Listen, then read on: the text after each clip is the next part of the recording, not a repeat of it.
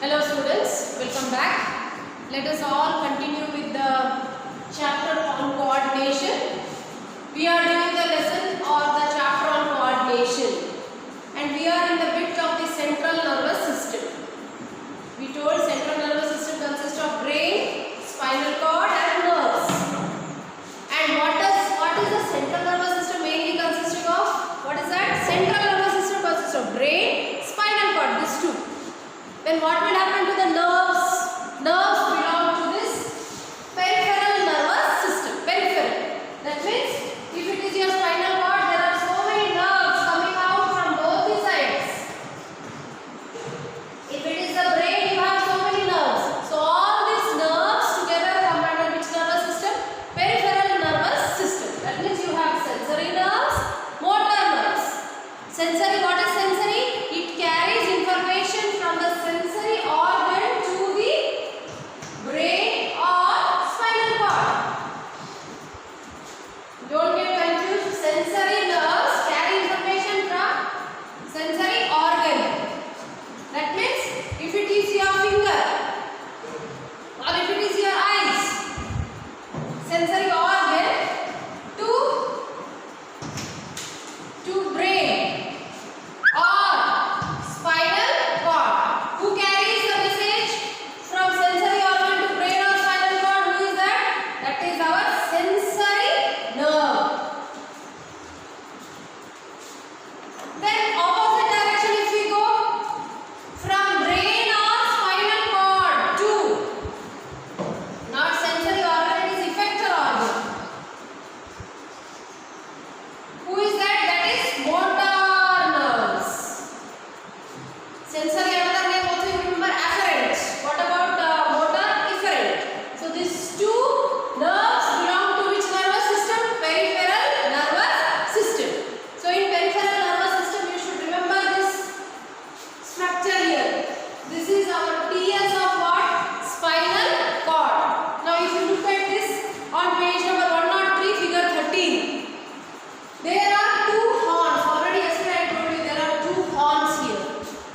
And who are the two scientists who studied about it? Charles Bell and Francois Magendie. They too studied about this spinal cord and its role, because till now we were thinking it was only the brain which controlled all the activities or the functions of our body. But there are some involuntary or some reflexes which are controlled by this spinal cord. So who are the scientists who studied? Charles Bell and Francois Magendie. You can look at the names on page number 103. In the early 19th century they studied.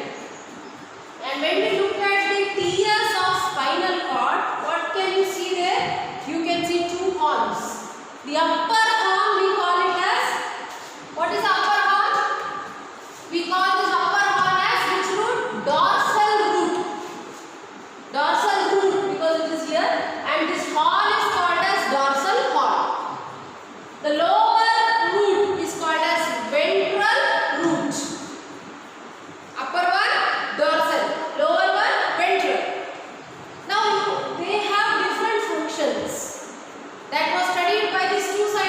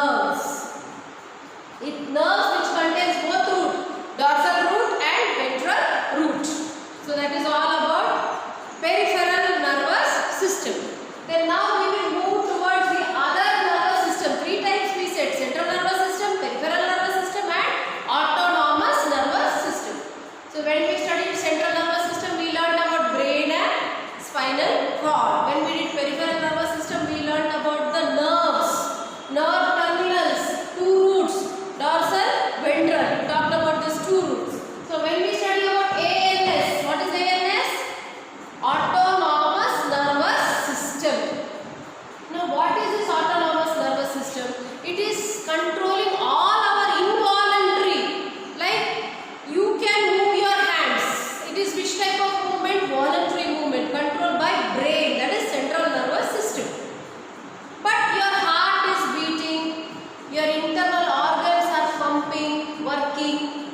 So all these internal organs comes under which nervous system? Autonomous nervous system. So all this working, that is internal organs again. Blood vessels, your blood vessels, in your blood vessels what is moving? Blood. So all that activities, cardiac muscle. I told when you hear the term cardiac, it is related to what? Heart. When you hear the term, which one? Renal, it is related to kidney. So here these all internal organs, it is voluntary or involuntary? Can you stop the beating of your heart? No. Can you stop the flow of the blood in the blood vessels? No. It is not under your control. That means it is which type of movement? It is involuntary movements. And all these involuntary movements come under which nervous system? Autonomous nervous system. So be very clear in remembering. Autonomous is just like we say automatic. It is not under our control. For that, one example is mentioned in the textbook. Page number 103. They have taken one example of voluntary or involuntary? Involuntary. So what is happening here is, they are talking about the reduction and expansion of the pupil of the, you know what is pupil, isn't it? So you have the pupil of, in our eye we have a part named pupil. Pupil means a part through which the light enters, and where is the image formed in the eye? At the retina. So this pupil of the eye, for that you need not, you just imagine you are getting into a room which is dark. Did you understand? The room is dark. As you enter into the room, you are searching for the switches. When you search for the switches, what you are doing to the eye, your eye or the pupil, you are expanding, isn't it? Expanding the pupil. Why are you expanding? So that light rays may enter and you may get the image. For that you are expanding. Opposite will take. It's a lighted room, very lighted. All of a sudden you enter. What are you doing to the eye or the pupil? You are reducing the size of your pupil because there is lot of light. It's a lighted room. So did you understand? So here it is not under your control. You don't plan, isn't it? I have to expand or I have to reduce the size. It happens. That comes under which nervous system? Autonomous nervous system. So did you understand the example?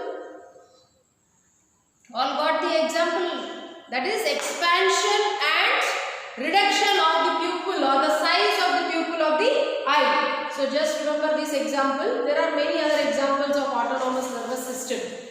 If you turn to page number 104, you can see that they have given the structure of body, and you can see how the opposite control is being taken here. See, first example, dilates pupil. Constrict, now dilate means, remember, expands. Expand is dilate. Remember the scientific terms. If you don't remember it, you will not, like yesterday I told vasomotor. What is vasomotor? Do you remember what is vasomotor? Don't remember. That means cerebrum is very weak. Your cerebrum is not working to study. Your cerebrum is working to do some other things which are not concerned with your education. So if you remember well, yesterday I told about the dilation of blood vessels and all. Do you remember blood vessels? So which was that vasomotor activity, and which was the part of the brain which controlled that? Medulla oblongata. And that comes under which nervous system? Autonomous nervous system. Now if you look to this involuntary activities, You have to see this, both movements are there, sympathetic and parasympathetic. That means two opposite roles. First one, if it is dilates pupil, dilates means increases the size. Opposite, just opposite, see, constricts pupil. Dilates, constrict. When it is dark area, what happens to your pupil? Dilation. If it is lighted room, constriction. Constriction means become small. Second, inhibit salivation. Inhibit means stop. That side, stimulates salivation. Stimulates. If you think of a plate of laddus, your salivation starts. But if you stand before some ugly thing, what will happen? Your saliva will not at all come. Inhibit. Inhibit means stop. See, both are acting in opposite direction. If one is inhibiting, other is stimulate. So sympathetic, parasympathetic, opposite. We are doing which nervous system? Autonomous nervous system. Third, relaxes bronchi. You know bronchi, part of lungs or breathing. Bronchi and bronchioles. So relaxes bronchi, constrict bronchi. Relaxation, contraction. Next, accelerates heartbeat. Suddenly you went for a big jogging, running. What happens to your heartbeat? It increases. So it accelerates. Opposite, inhibits heartbeat. Inhibits. Next, increases blood pressure. Opposite, decreases blood pressure. Inhibit pancreatic activity. Stimulates pancreatic. You have to refer to your textbook page number 104. Decreases secretion of digestive juice. Increases secretion of digestive juice. Relaxes urinary bladder. See, urination also under the control of autonomous nervous system.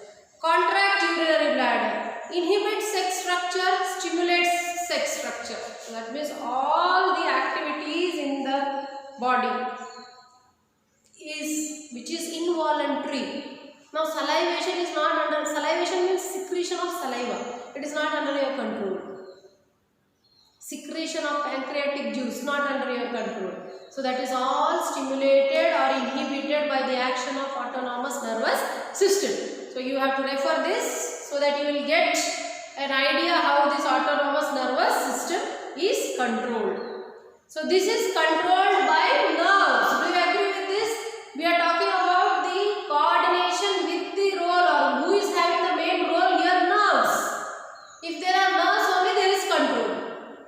But there is one another type of control which is without nerves. That is without nerves. Now we are going to start the second part of coordination. Coordination without nerves. That means you are controlling, but that control is not with the help of nerves. Then how is it controlled? It is controlled by the secretions in the blood. That means you are going to study about something called as which gland? It is called as endocrine gland. You heard this in 9th class. Endocrine glands, or it is also called as ductless glands. Why ductless? Because they are not flowing in the duct. Pancreas secretes pancreatic juice. This pancreatic juice flows through the duct. So it is duct, or it is called as exocrine. Saliva, salivary glands. Glands are there, tubes are there which carry this secretion. But there are some glands which are called as ductless. Why they are called ductless? Because they do not have ducts. Did you understand? Endocrine glands, another name is ductless. So what does this endocrine gland secrete? They secrete very important chemicals called as hormones. That means now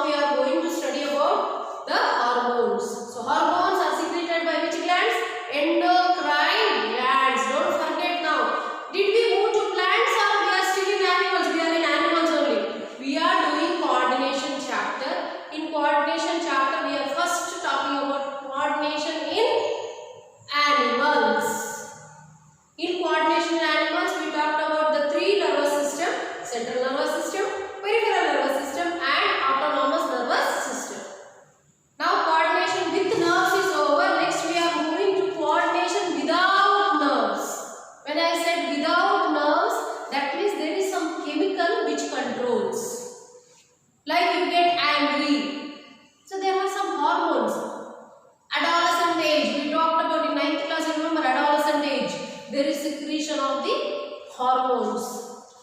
Male sex hormone, female sex hormone. So these are the hormones which make you, there is change in your physical structure, even mental abilities also change. Your emotional level also changes during this adolescent age. Why we say? Because of the hormonal changes. You get pimples on your face, you have hair growth on your face. All these are the changes due to what? Hormones. So these hormones are getting secreted. So next we are doing coordination without nerves. For that we have to go back to the history. History means there is the story of insulin. The story of insulin. For that you have to remember the scientist. His name is Paul Langerhans. What is the scientist's name? Paul Langerhans. He studied about the organ, that is pancreas. So when he studied about this pancreas, what happened is, when he studied about pancreas, he found two zones in this pancreas. Pancreas secretes which juice we said? Pancreatic juice. This pancreas only secretes one more hormone. It is called as insulin. You all know insulin. I think some of the sugar patients at your home, they may be taking insulin injections. So this insulin is nothing which controls the level of what? Sugar. That means if they are diabetic. You remember one diabetes I told before also during in the chapter of excretion. Diabetes mellitus. Do you remember diabetes mellitus? Vasopressin. That was not diabetes mellitus, it was diabetes insipidus. Now we are going to study about diabetes mellitus. The hormone is insulin. That means if there is deficiency of insulin, now you know what is this? This is glucose. Glucose means we call it as sugar. So in your body the level of glucose increases. So many glucose molecules are there. Sugar level increases. That means it is going to get excreted in the urine. In your blood also there will be level of glucose high. So what this insulin is doing? It is controlling the level of glucose. That means whatever excess glucose is there, that is going to get converted into a long chain. It's going to form a long chain. That is, glucose is getting converted long chain. We call it as glycogen. So who converts this excess glucose into glycogen? Insulin. Suppose insulin is not there. What will happen? The glucose level will increase or decrease? Increase. And when glucose level increase, that person will suffer with what I said? Diabetes. Diabetes insipidus or mellitus? Mellitus. Insipidus was deficiency of vasopressin. What happens insipidus in that condition? The urine becomes dilute. And the person feels regularly he has to, within minutes, seconds, he gets a sensation for urination. So vasopressin deficiency causes diabetes insipidus and insulin causes diabetes mellitus. Clear everyone? So diabetes, did you understand? So what did this Langerhans see? He saw that this pancreas, some part acts as, this is insulin is endocrine or exocrine? Endocrine. And pancreatic juice is exocrine. Why exocrine? Because it flows through the ducts. That means now he called this pancreas as which gland? You know, it is called as the mixed gland. Why mixed gland? Because some part of this pancreas is secreting insulin, or it acts as endocrine while remaining is exocrine. So it is called as mixed gland. So if I ask you the objective dash is the mixed gland pancreas. And who studied about this? His name is Paul Langerhans. So some portion in pancreas acts as endocrine and he called it as, this name is very important, islets. You know island, you know how we say island? A mass of land covered by what? Water. Like that, these islets. These islets secrete what? Insulin. Islets of Langerhans. We gave in the honor of the scientist. This name is called as islets of Langerhans. So this is the story of what? Insulin. So when we talk about the story, remember which is the mixed gland? Pancreas. And who is the scientist who found out? Paul Langerhans. So remaining how this insulin acts and how it works. Not only insulin, many other hormones we are going to study. We will do it in the next class. Thank you.